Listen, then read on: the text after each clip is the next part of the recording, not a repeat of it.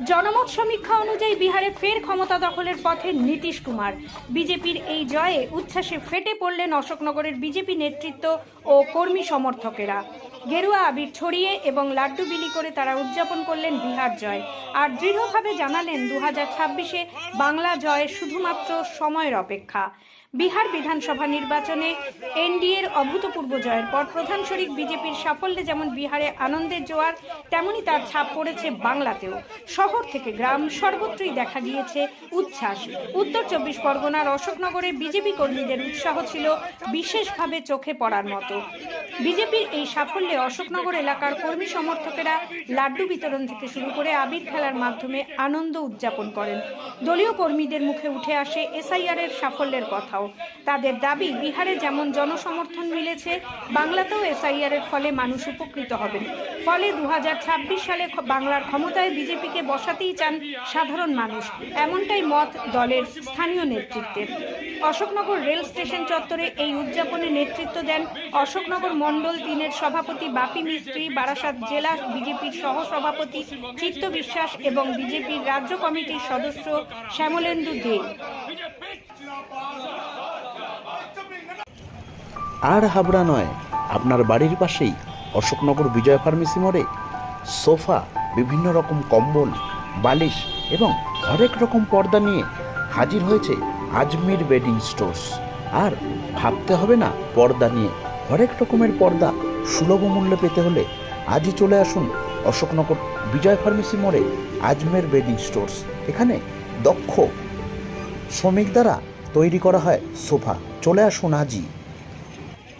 আজকে যে বিহারে বিপুল ভোটে এনডিএ জোট জয়ী হয়েছে, সেখানে কৃতিত্ব মাননীয় নীতিশ কুমার, মাননীয় নরেন্দ্র মোদী, দেশের প্রধানমন্ত্রী অমিত শাহ, প্রত্যেকেই। এবং সবথেকে বড় কথা, যে বিরোধীরা যে চক্রান্ত করছিল এসআইআর নিয়ে, সেইটাকে মানুষ নাকচ করেছে।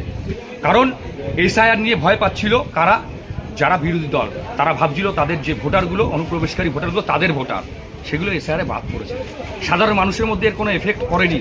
তার জন্য ভারী সংখ্যায় সাধারণ মানুষ ভারতীয় জনতা পার্টি এনডিএ জোটকে ভোট দিয়েছে এবং সেখানে বিপুল সংখ্যা ভোট নিয়ে, সিট নিয়ে ভারতীয় জনতা পার্টি এনডিএ জোট জয়ী হয়েছে। এটা জানি, আমরা আত্মবিশ্বাসী ছিলাম যে যা ভাবেনি মানুষ, আমরাও অতটা ভাবিনি।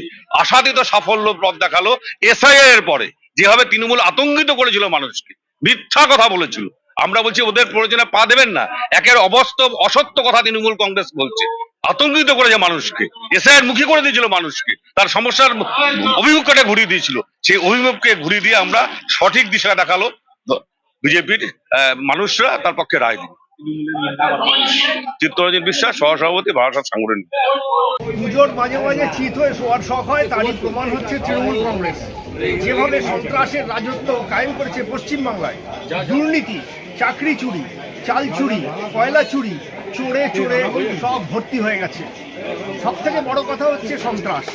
সন্ত্রাস এমন জায়গায় পৌঁছিয়েছে যে পশ্চিমবাংলায় এ পর্যন্ত 72 জন ভারতীয় জনতা পার্টির কর্মীকে হত্যা করা হয়েছে। তৃণমূল নেতৃত্ব এর জন্য দায়ী। আজকে বিহারে সন্ত্রাসের রাজত্ব, একটা সময় 62 জন পর্যন্ত মারা গেছে, এরকম খবরও পাওয়া গেছে। এবারের নির্বাচন হয়েছে একটি যুবকের বা একটি মানুষের রক্ত ঝরেনি বিহারে। এটাই ঐতিহ্য। ভারতীয় জনতা পার্টি শান্তিপ্রিয় দল, শান্তি কায়েম করবার লক্ষ্যে আমরা ধীর গতিতে এগিয়ে চলেছি। দেখুন, বিহার আর পশ্চিমবঙ্গের মধ্যে তুলনা করবেন না। এর আগে বহু নির্বাচনে প্রমাণিত হয়েছে যে বিজেপির বিজয় রথকে রুখতে পারে একমাত্র বাংলার বুকে তৃণমূল কংগ্রেস এবং আমাদের নেত্রী মমতা বন্দ্যোপাধ্যায়। তাই 2026-এর যে নির্বাচন আসছে, আপনারা কখনোই ভাববেন না যে বিহারে জিতে গেছে বলে পশ্চিমবাংলা জিতে যাবে। যতটা জয় বিহারের বুকে বিজেপির হয়েছে, তার চেয়ে অনেক বেশি জয় নিয়ে পশ্চিমবাংলা তৃণমূল কংগ্রেস আসবে। আজকে বললাম, আপনারা মিলিয়ে নেবেন, 250-র বেশি আসন নিয়ে তৃণমূল কংগ্রেস সরকার তৈরি করবে। বিজেপি বলছে এসআইআরকে ভালোভাবে নিয়েছে বিহারের মানুষ, এখানেও এসআইআরকে ওয়েলকাম জানিয়ে একই রকমভাবে ঝড় উঠবে এবং বিজেপি জিতবে। আমরা তো বলছি, দেখুন এসআইআর-এর প্রয়োজনটা কী ছিল? যে মানুষটার আপনি আধার কার্ড দিয়েছেন, আপনি ভোটার আই কার্ড দিয়েছেন, আধার কার্ডের সাথে ব্যাংকের লিঙ্ক করিয়েছেন, আধার কার্ডের সাথে মোবাইলের লিঙ্ক করিয়েছেন, সেই মানুষটার ভোট নিয়ে আপনি প্রধানমন্ত্রী হলেন, আর হঠাৎ করে আপনি বিহারের নির্বাচনের আগে হঠাৎ করে বললেন যে এদের নাম বাদ যাবে। 70 লক্ষ মানুষের নাম বাদ দিয়ে দিয়েছেন, আপনি নির্বাচন করেছেন, পশ্চিমবাংলায় এসআইআর চালু করেছেন, আমাদের নেত্রী মমতা বন্দ্যোপাধ্যায় তিনি তীব্রভাবে বিরোধিতা করেছেন। যে মানুষটার ভোটার লিস্টের নাম আছে তারা সকলেই ভারতবর্ষের নাগরিক, যদি এদেরকে বাদ দিতে হয় তাহলে আগে প্রধানমন্ত্রীকে পদত্যাগ করা উচিত, যে আমি তো এদের ভোটে আমি নির্বাচিত হয়েছি, তিনি সেটা করছেন না। তো পশ্চিমবাংলায় এসআইআর করার পরেও আজকের দিনে দাঁড়িয়ে পরিষ্কার দায়িত্বহীন ভাষায় বলছি, পশ্চিমবাংলায় রেকর্ড ভোটে 2026-এ মামাটি মানুষের সরকার আবার ফিরে আসছে, মমতা বন্দ্যোপাধ্যায় চতুর্থবারের জন্য মুখ্যমন্ত্রী হবে।